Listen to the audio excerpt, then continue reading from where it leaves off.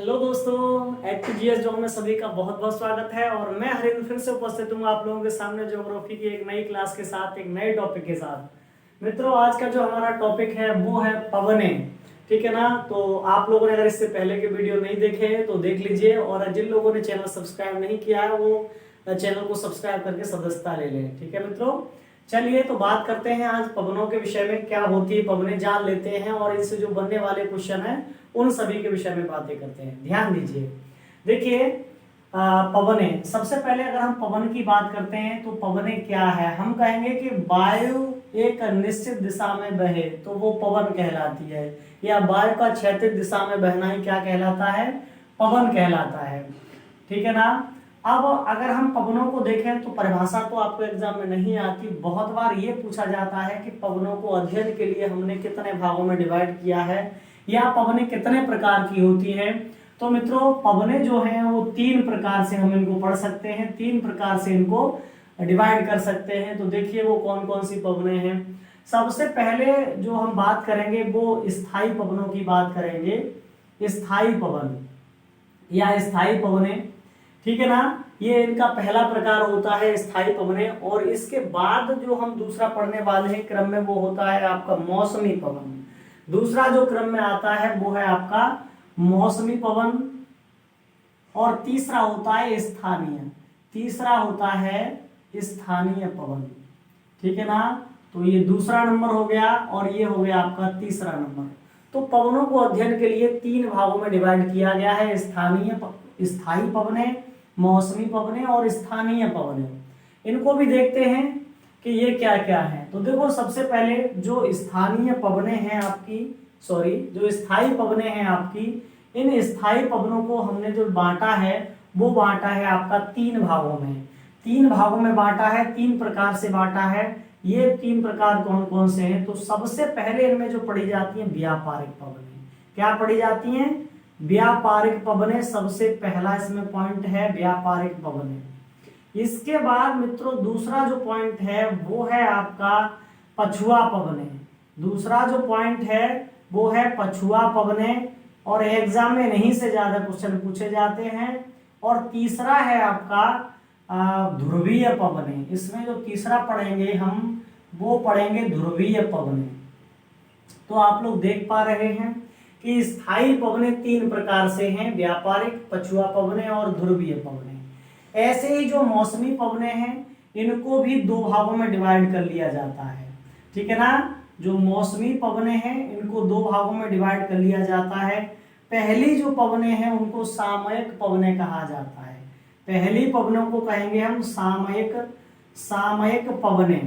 पहली जो पवनें हैं इनको क्या कहते हैं, तो ये हैं आपकी सामयिक पवनें। और सामयिक को अगर हम बात करें तो स्थलीय और समुद्री पवनें भी इनको कहा जाता है।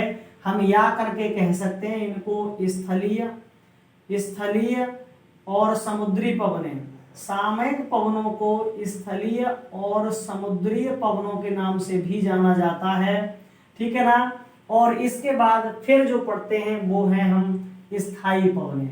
ठीक है ना। अब देखो, सभी को एक एक करके समझेंगे।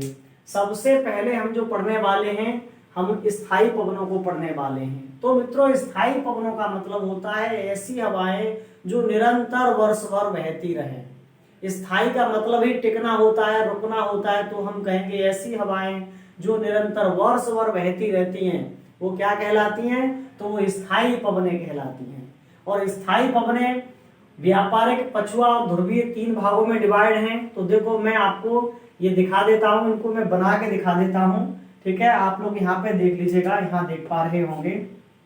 देखो, ऐसे समझ लो, मैं जो बताने वाला हूं अभी, मैं आपको पहला वाला जो पॉइंट है ये वाला पॉइंट पढ़ा रहा हूं। ठीक है ना। तो मैं बता रहा हूं कि स्थायी पवनें किस तरह से। तो आप यहाँ देखिए, ये आपका ग्लोब है, ये पृथ्वी मान लेते हैं। अगर ये पृथ्वी है तो आप लोग जानते हैं कि ये रेखा कौन सी हो जाएगी, भूमध्य रेखा है। ये भूमध्य रेखा हो गई। ठीक है। और आप लोग जानते हैं कि भूमध्य रेखा कितना अक्षांश होती है, तो ये 0 अक्षांश होती है। इससे नीचे को जाएं तो 90 काउंट करते हैं अक्षांश, और इससे ऊपर को जाएं तो 90 काउंट करते हैं अक्षांश। इस तरह से कुल 181 अक्षांश होते हैं। ठीक है। अब अगर हम बात करते हैं पवनों के विषय में, तो देखो ये जो पवनें हैं वो अक्षांशों के अनुसार बहती हैं। जैसे आप लोग देखेंगे यहाँ पर एक ध्रुव आ जाएगा, और ये कौन सा ध्रुव होगा भाई, ये वाला ध्रुव होगा उत्तरी। कौन सा, ऊपर वाला है तो उत्तरी ध्रुव, और नीचे वाला है तो ये दक्षिणी ध्रुव, ठीक है ना।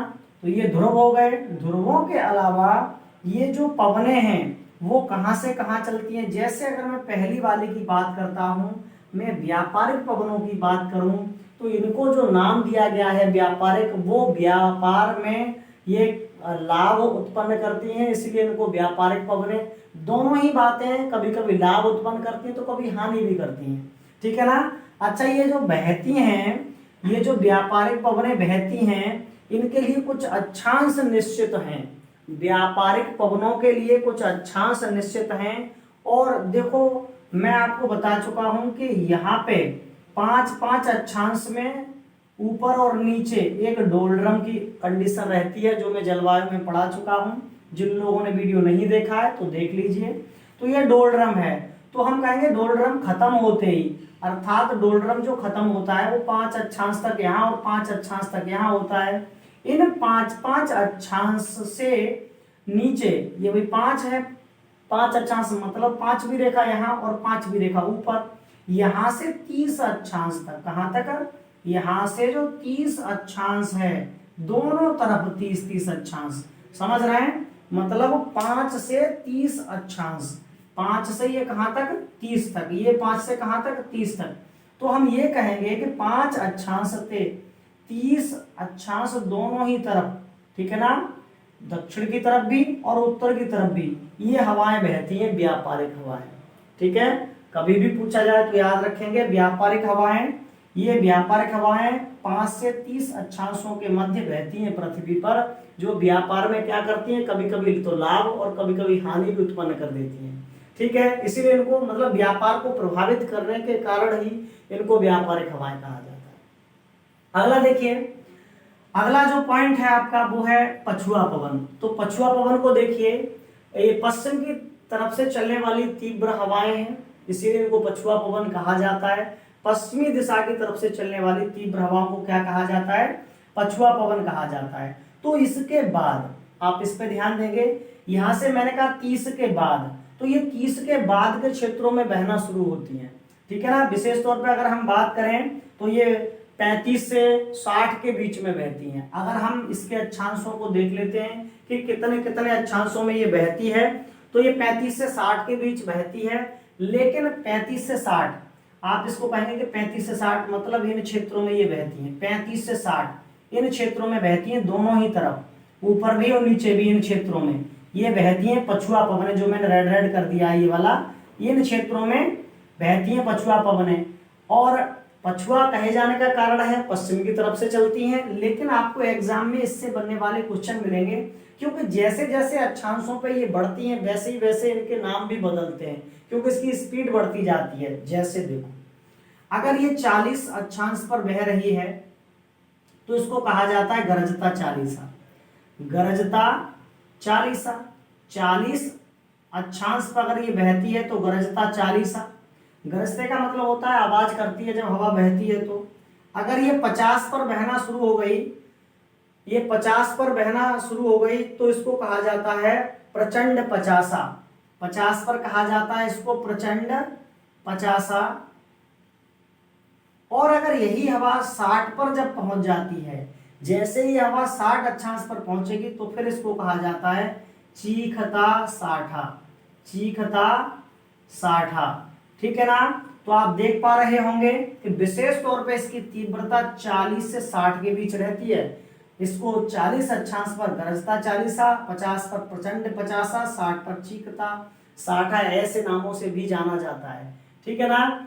इसके बाद अगर हम मित्रों बात करते हैं ध्रुवीय हवाएं, तो आप लोग देख पा रहे हैं कि ध्रुवीय हवाएं कहाँ चलती हैं, तो ये ध्रुवों के क्षेत्र में। विशेष तौर पर अगर हम बात करें तो 65 से 90 तक जो क्षेत्र बच गया, लगभग कितना बच गया, 65 से 90 अक्षांश का जो क्षेत्र है, दोनों तरफ 65 से 90 अक्षांश का जो क्षेत्र है, इन क्षेत्रों में, क्योंकि यहाँ ध्रुवों पे बर्फ जमी रहती है दोनों तरफ, तो यहाँ पे चलती हैं ठंडी ध्रुवीय हवाएं, ये काफी ठंडी हवाएं हैं, ठीक है ना। तो इस तरह से ये आपकी स्थानीय पवनें हैं जो मैंने आपको बता दिया कि किन किन क्षेत्रों में बहती हैं। अच्छा, इसके बाद की अगर हम बात करते हैं तो फिर है नंबर 2 मौसमी पवनें। और मौसमी पवनें क्या होता है, तो आप लोग जानते हैं कि जो मौसमी पवन है मौसम के अनुरूप बहने वाली हवाएं। मौसमी पवनें क्या हैं, तो जो हवाएं मौसम के अनुरूप बहती हैं वही मौसमी पवनें कहलाती हैं। और मौसमी पवनों को अगर हम देखें तो आप लोग देख रहे हैं बोर्ड पे 2 तरह से लिखा हुआ है मौसमी पवनों के विषय में। वो है आपका, पहला है सामयिक पवनें और दूसरा है आपका स्थलीय, मतलब सामयिक पवनों को ही कहा जाता है स्थलीय और समुद्री पवनें। इसके अलावा जो दूसरा पॉइंट है इसका, अच्छा दूसरा पॉइंट लिखा नहीं है, मानसूनी पवन। तो दूसरा जो इसका पॉइंट होता है वो मानसूनी होता है, ठीक है ना। हाँ, तो 2 तरह की है मौसमी हवा, सामयिक, स्थलीय, समुद्री और मानसूनी। अब देखिए आइए समझते हैं कि ये सामयिक और स्थलीय और मानसूनी पवनें कौन कौन सी पवनें हैं, ठीक है ना। देखिए ध्यान दीजिए,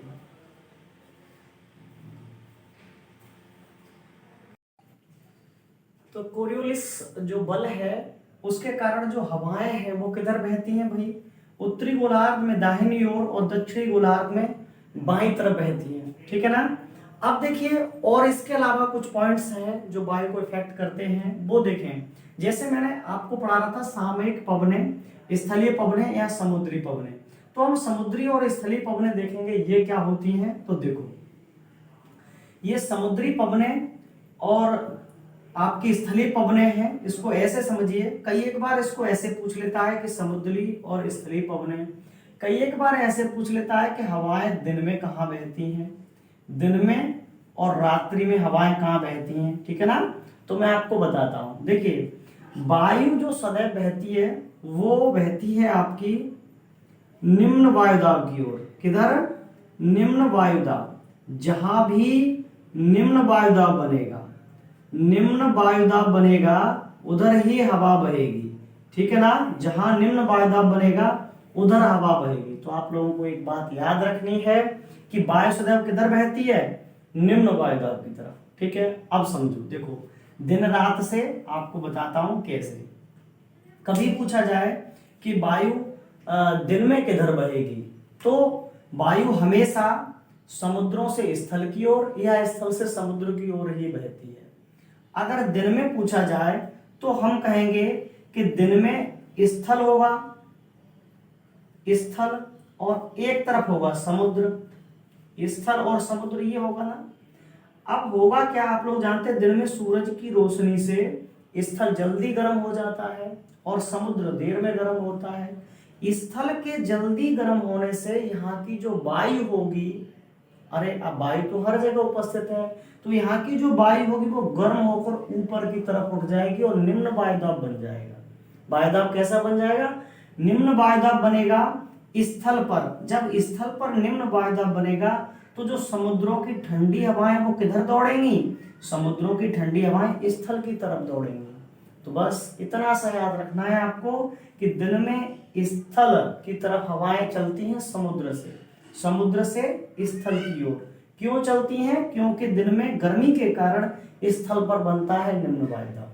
क्लियर हो गया। रात में जस्ट इसका उल्टा होता है, ठीक है नहीं। तो रात्रि में जो हवाएं चलती हैं वो चलती हैं स्थल से समुद्र की ओर, स्थल से समुद्र की ओर चलती हैं, ठीक है ना। अब आपको आसानी से ये याद बना रहेगा। ऐसे ही वो गर्मी में पूछ लेगा कभी आपको कि गर्मी की ऋतु में क्या होता है ना, या कभी सर्दी की ऋतु में क्या होगा। तो ये बात आपको याद रखनी है कि जहां मौसम गर्म होगा हवाएं उस तरफ ही बहेंगी, ठीक है ना। तो आप क्लियर कर लेंगे, बता देंगे आसानी से इसको। तो यही थी आपकी स्थलीय और समुद्री पवनें। स्थलीय पवनें जो स्थल की ओर चले, समुद्री पवनें जो समुद्र की ओर चले। क्लियर है। अगला देखिए, अगला होता है मानसूनी पवनें।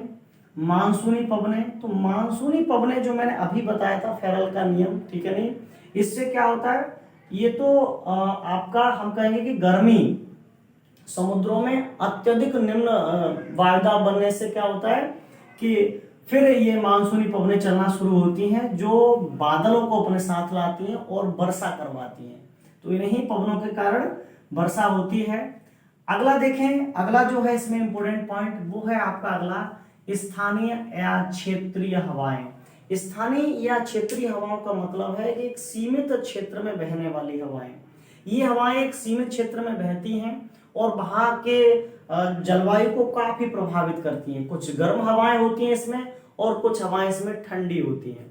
तो मैंने कुछ हवाएं यहाँ पे लिख दी हैं जो स्थानीय हवाएं हैं, जो पेपरों में अक्सर पूछी जाती रहती हैं। तो देख लेते हैं एक एक करके कौन कौन सी वो हवाएं हैं और कहाँ कहाँ बहती हैं। सबसे पहले देखिए जो गर्म हवा, चिनूक, ये जो चिनूक गर्म हवा है ये रॉकी पर्वत के क्षेत्रों में अमेरिका में बहती है। ठीक है, गर्म हवा है, रॉकी पर्वत के क्षेत्रों में सामान्यतः बर्फ होती है और जब ये चिनूक बहना प्रारंभ करती है तो वहां के क्षेत्रों में बर्फ पिघल जाती है और इससे वहां पर काफी सारे खेती बाड़ी में काफी सहयोग उत्पन्न करती है, क्योंकि बर्फ पिघलने के बाद फिर वहां खेती जैसे के लायक मौसम बन जाता है चिनूक से। ठीक है ना, याद रखिए। अगला है फॉन। फॉन ये आल्प्स पर्वत के क्षेत्रों में, स्विट्जरलैंड में विशेष तौर पे जो आल्प्स पर्वत है यूरोप में, वहां के क्षेत्रों में बहने वाली गर्म हवा को फॉन कहा जाता है। अगला देखिए दूसरा है सिराको। ये सहारा के मरुस्थल में बहने वाली गर्म हवाएं हैं और आंधी चलती है इन हवाओं से। सिराको और ब्लैक रोलर ये दोनों ही अंधड़ वाली हवाएं हैं। हम कहेंगे काफी आंधी धूल उड़ती है इनमें से सिराको सहारा अफ्रीका में है और ब्लैक रोलर जो चलती है वो उत्तरी अमेरिका में बहने वाली हवाएं हैं, उत्तरी अमेरिका महाद्वीप में। अगला सिमूम एक गर्म हवा है और ये अरब के क्षेत्रों में, जो अरब के जितने भी देश हैं उनमें ये सिमूम चलती है। ठीक है ना, ये सिमूम है। सिमूम जो हवा चलती है वो चलती है अरब के क्षेत्रों में। अगला हबूब, ये भी एक गर्म हवा है, सूडान में चलती है। अगला है आपका हरमट्टन, ये हरमट्टन लिखा हुआ है, ये सहारा में चलती है और इसको डॉक्टर हवा भी कहते हैं क्योंकि ये वहां के क्षेत्रों में जो सर्दी भरे क्षेत्र हैं वहां पे जब चलना शुरू होती है तो वहां से काफी लोगों को इससे राहत होती है, इसलिए इसको डॉक्टर हवा कहा जाता है। गर्मी पहुंचाने का काम करती है लोगों को। अगला है नार्वेस्टर, न्यूजीलैंड की गर्म हवाएं हैं नार्वेस्टर, जो बहुत बार एग्जाम में आती हैं। ये हबूब, हरमट्टन, नार्वेस्टर बहुत बार आपको एग्जाम में आई हुई है। इसके बाद देखिए जो लू है, ये तो जानते हैं आप लोग, इंडियंस हैं तो पता ही है कि भारत में जो चलने वाली हवाएं हैं गर्म हवाएं, विशेष तौर पे ये हवाएं आप लोग जानते हैं कि जो चलती हैं वो आपका जून में, मई जून के महीनों में चलती हैं। तीव्र हवाएं ये भारत पाकिस्तान के क्षेत्रों में चलती हैं और इसको ताप लहरी के नाम से भी जाना जाता है। लू को ताप लहरी भी कहा जाता है। इसके बाद देखिएगा मिस्ट्रल जो हवा है एक ठंडी हवा है। मिस्ट्रल ठंडी हवा है जो एग्जाम में बहुत बार आ जाती है। ये स्पेन और फ्रांस में, यूरोप महाद्वीप में चलने वाली ठंडी हवा है मिस्ट्रल, जो आपका ध्रुवों से चलती है। अगला है बोरा, ये इटली में चलने वाली ठंडी हवा है। और एक है आपकी लेवेंटर, ये आपकी जो चलती है वो स्पेन में और ये काफी अत्यधिक शक्तिशाली, ठंडी हवाओं में बहुत ज्यादा ताकतवर ये हवा है। ठीक है मित्रों, तो इस वीडियो में बस इतना ही। अगला जो हम पढ़ेंगे वो पढ़ेंगे आपका अगले वीडियो में, और उसमें जो पढ़ने वाले हैं पवनों के बाद अभी मिट्टियां, कृषि। ठीक है ना, तो आप लोग जुटे रहें अपने अध्ययन में और पीईटी के एग्जाम में अभी जुट जाइए। अच्छा, पीईटी के लिए एक बात और बता देता हूं आप लोगों को कि अगर 2 घंटे का पेपर है तो आप प्रैक्टिस सेट लगाना शुरू कर दीजिएगा, क्योंकि वहां 2 घंटे में आपके जो क्वेश्चन है वो आप पढ़ पा रहे हैं, पढ़ के उनको सॉल्व कर पा रहे हैं, नहीं कर पा रहे, ये बात आपको यहाँ पता चल जाएगी। ठीक है, तो उससे आप स्पीड घटा बढ़ा सकते हैं। ठीक है, तो रोज प्रैक्टिस सेट लगाइए। धन्यवाद, मिलते हैं अगले वीडियो में। तब तक के लिए पढ़ो पढ़ाओ लाइव बनाओ HPGS में।